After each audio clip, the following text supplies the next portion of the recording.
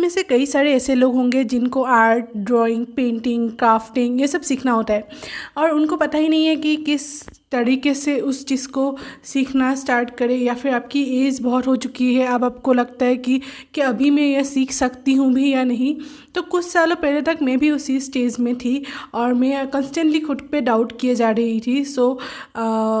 जैसे कि मैंने पहले भी बताया है कई सारे वीडियोस में कि मैं बचपन से ही आर्ट इतना पसंद नहीं करती थी। मैं आई यूज़ टू हेट आर्ट और ड्राइंग और painting because I was not good at it. और मेरे खुद के दिमाग में यही चलता रहता था कि मैं पढ़ाई में अच्छी हूँ, मुझे पढ़ाई में अच्छे मार्क्स मिलते हैं तो मैं उसी पे फोकस करती हूँ, मुझे लोगों के अप्रिशिएशन ज़्यादा मिलेंगे। But on the other hand जो I was not good at art, मेरे मार्क्स अच्छे नहीं आ रहे थे और क्योंकि मैं खुद को कॉन्स्टेंटली कह रही थी कि मेरी आर्ट अच्छी नहीं है तो मुझे ग्रेजुअली वो चीज़ सबसे सुनना भी स्टार्ट हो गया। लाइक घर वाले कहते हैं, टीचर्स मारते हैं, तो ये सारी चीज़ें होती है।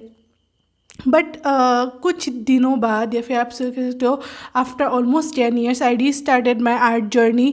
और मैंने कुछ ऐसे स्टेप्स फॉलो किए बेसिकली कॉन्शियसली और अनकॉन्शियसली जिन्होंने मुझे हेल्प किया ग्रो करने में आर्ट में। लाइक लगभग मैंने 2022 में स्टार्ट किया ड्राइंग करना और पोर्ट्रेट्स करना तो टचवुड 2023 में स्टार्ट किया था और मुझे 6 महीने में ही अच्छे रिजल्ट दिखने स्टार्ट हो चुके थे।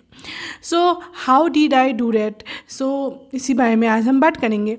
सबसे पहली टिप या फिर पहली हैबिट जो आपको पहली चीज़ आपको फॉलो करनी है वो है अपनी माइंडसेट को ठीक करना। और अपने माइंडसेट को ठीक करने से मेरा मतलब होता है कि जब हम किसी चीज़ को नया नया स्टार्ट करते हैं तो वो चीज़ अच्छी नहीं बनती है, या फिर अगर हमारे पास्ट बिलीफ ऐसे हो चुके हैं कि जैसे मेरे थे कि मैं अच्छी नहीं थी आर्ट में, तो मेरे बिलीफ ऐसे बन चुके थे कि मैं अच्छी नहीं कर सकती।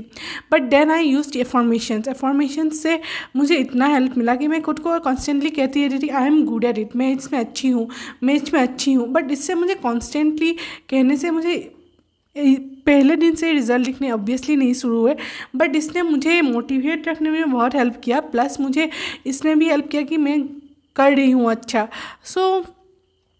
एफर्मेशंस आप कुछ भी तरीके से दे सकते हो। आई एम एफर्मेशंस बहुत इंपॉर्टेंट होता है या फिर बहुत इफेक्टिव होता है। Like I am good at art, I am learning art very first, I am learning very quickly, I am good at drawing, painting, sculpture, crafting. किसी भी चीज़ में आपको जिस भी निश में जाना है तो उस नीड्स के अकॉर्डिंग खुद के लिए ऐसे अच्छे अच्छे एफर्मेशंस रेडी करो। और ख़ुद को हमेशा जब भी डिमोटिवेटेड फील हो और जब भी लोग कह रहे हैं कि क्या बना रही हो तो तब खुद को बोलो कि मैं अच्छी हूँ। लाइक हाँ, ऐसा बोलना इम्पॉर्टेंट है बिकॉज जब पहली मोमेंट में जब लोग आपको देख के बोल रहे हैं कि आप एक्चुअल में उसमें अच्छी नहीं हो, आपको भी पता है, बट आप जब कहना स्टार्ट करोगे ना खुद को कि हाँ मैं अच्छी हूँ इसमें, तो ग्रेजुअली बाहर के लोग भी वो चीज़ आपको देखना स्टार्ट करेंगे क्योंकि आपके आर्ट इम्प्रूव होना स्टार्ट होगा। It's very important. Number 2 is daily draw करना।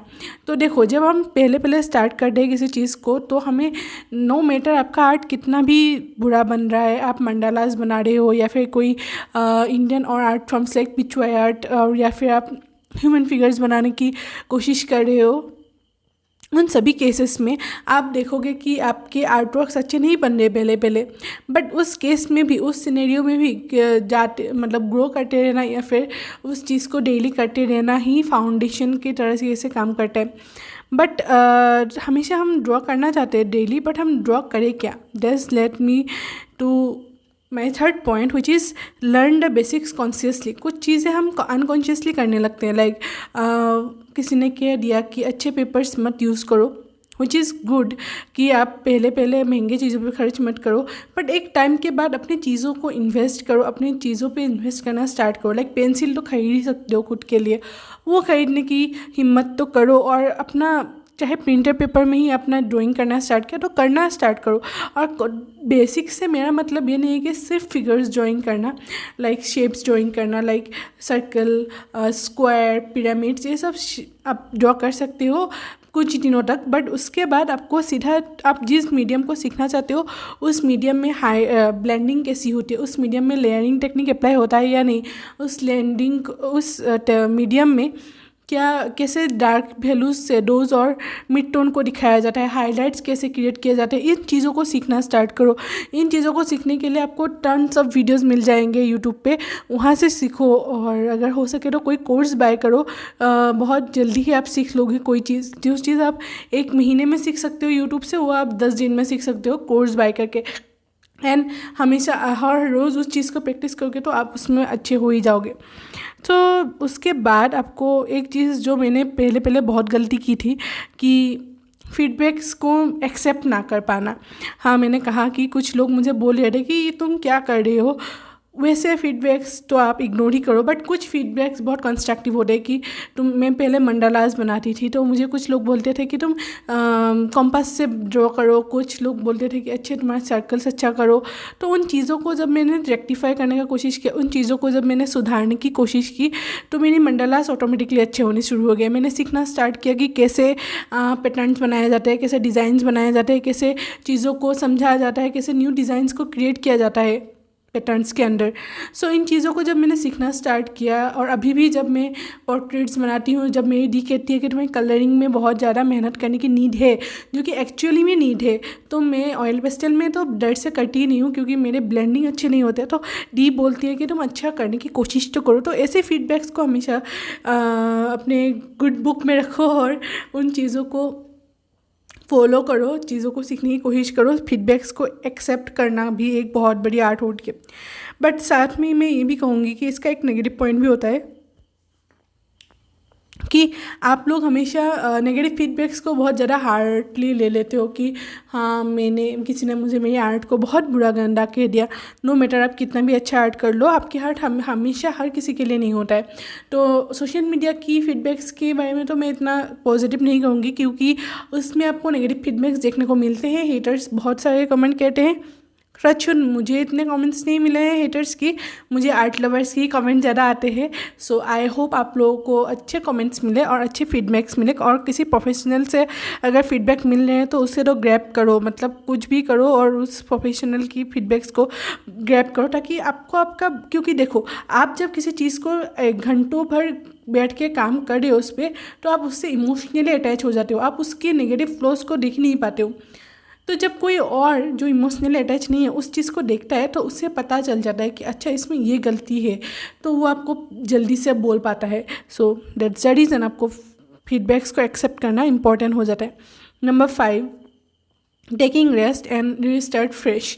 अब देखो, कई बार हम लोग बहुत सारी चीज़ें कर रहे होते हैं, लाइक ड्राइंग भी कर रहे हैं, स्क्रिप्ट भी में अगर आप कंटेंट क्रिएट कर रहे हो तो आप स्क्रिप्ट भी लिख रहे हो, आइडियाज़ भी फाइंड कर रहे हो और बहुत सारी कुछ कर रहे हो, आपके दिमाग में बहुत कुछ चल रहा है।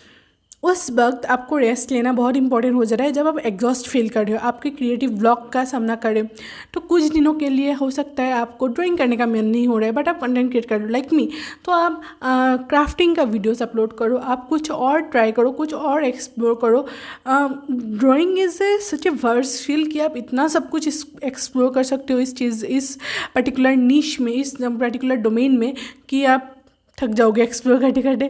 तो कुछ दिन के लिए किसी चीज़ से ब्रेक लो, और हो सके तो हॉलीडेज़ पे जाओ, हो सके तो सोशल मीडिया से भी कम्प्लीटली ब्रेक लो 1 हफ्ते के लिए, 1 महीने के लिए, depending upon your channel, depending upon your creative blog. और जब आप लौट के आओगे तो आपको पता चलेगा कि यार ये तो मतलब रिफ्रेशिंग है। किसी चीज़ में घंटों काम करे, उसके बाद 1 हफ्ता मतलब ब्रेक लेके आए हो, उसके बाद देखो आपकी आर्ट वर्क या फिर आपकी ड्राइंग कैसे स्काई रॉकेट की तरह उड़ते हैं। ये मैंने पर्सनली फील किया है। जब मैं बहुत ज़्यादा एग्जॉस्ट हो जाती हूँ, मेरे आर्ट वर्क्स इंप्रूव नहीं हो रहे होते हैं, तब मैं कुछ ब्रेक लेती हूँ और उससे मेरी आर्ट वर्क एक्चुअल में अच्छी इंप्रूव होती है। और प्लस मैं ये भी कहना चाहूँगी कि पोमोडोरो टेक्निक को भी आप यूज़ कर सकते हो, जहाँ पे आप घंटों बैठ कर इसी आर्ट वर्क को करने के बजाय 15 मिनट की ब्रेक लो, हर आधे घंटे में, 25 मिनट में, या फिर 1 घंटे बाद भी आधा घंटा ब्रेक लो। ऐसे करने से आपका दिमाग थोड़ा सा रिफ़्रेश होता है, तो आप अच्छे से काम कर पाते हो उस पर। वैसे ये आर्टिस्ट लोग फॉलो करते हैं या नहीं मुझे नहीं पता, मैं कभी कभी फॉलो कर लेती हूँ इस पोमोडोरो टेक्निक को। Then start before you are ready. So देखो, कई बार ऐसा होता है कि हम परफेक्शनिज्म के लिए वेट कर लेते हैं कि मेरी आर्ट वर्क यहाँ से यहाँ तक पहुँचेगी तब मैं अपलोड करूँगी सोशल मीडिया पे, मेरी आर्ट वर्क अच्छे बनना स्टार्ट हो जाएंगे तब मैं स्टार्ट करूँगी पोस्टिंग। बट क्या होता है कि हम उस चक्कर में हम अपने आर्ट वर्क को अच्छा मानना ही स्टार्ट नहीं करते, क्योंकि देखो परफेक्शन तो कभी नहीं आता है लाइफ में। तो अगर आप परफेक्शन के पीछे बैठ के अगर आप अपलोड नहीं कर रहे हो सोशल मीडिया पे, तो आप सच में बहुत बड़ी कम्युनिटी को मिस कर रहे हो। सो अगर आपको लगता है कि आप स्टार्ट कर सकते हो अभी, या फिर आपकी आर्ट वर्क उतनी अच्छी नहीं है, तो फिर भी आप स्टार्ट करो। सोशल मीडिया पे बहुत सारे लाइक माइंडेड पीपल आपको मिलेंगे जो आपके साथ कनेक्ट करेंगे, आपके आर्ट वर्क के फीडबैक भी देंगे, जो कंस्ट्रक्टिव फीडबैक हो सकते हैं। सो उनको एक्सेप्ट करके आप और आगे बढ़ सकते हो। और प्लस आप जब सोशल मीडिया पे अपलोड करते हो ना, तो आपके पास एक जुनून होता है कि मुझे कंटेंट के लिए ड्राइंग करना है, तो ड्राइंग डेली वाला कॉन्सेप्ट भी फॉलो होता है। तो ऐसे करके हर चीज़ों को मतलब जोड़ के अगर देखा जाए तो social media is a good thing to upload your art works. So हमेशा रेडी होने से पहले ही स्टार्ट करो अपलोड करना, क्योंकि आप कभी रेडी नहीं होंगे वैसे तो, उनकी अच्छी परफेक्शनिज्म के पीछे अगर भागते रहे तो। So that was it for today. I hope this video was helpful for you. If yes, then make sure to subscribe, and next video किस में बनाऊँ ये भी कमेंट कर देना। Okay, bye.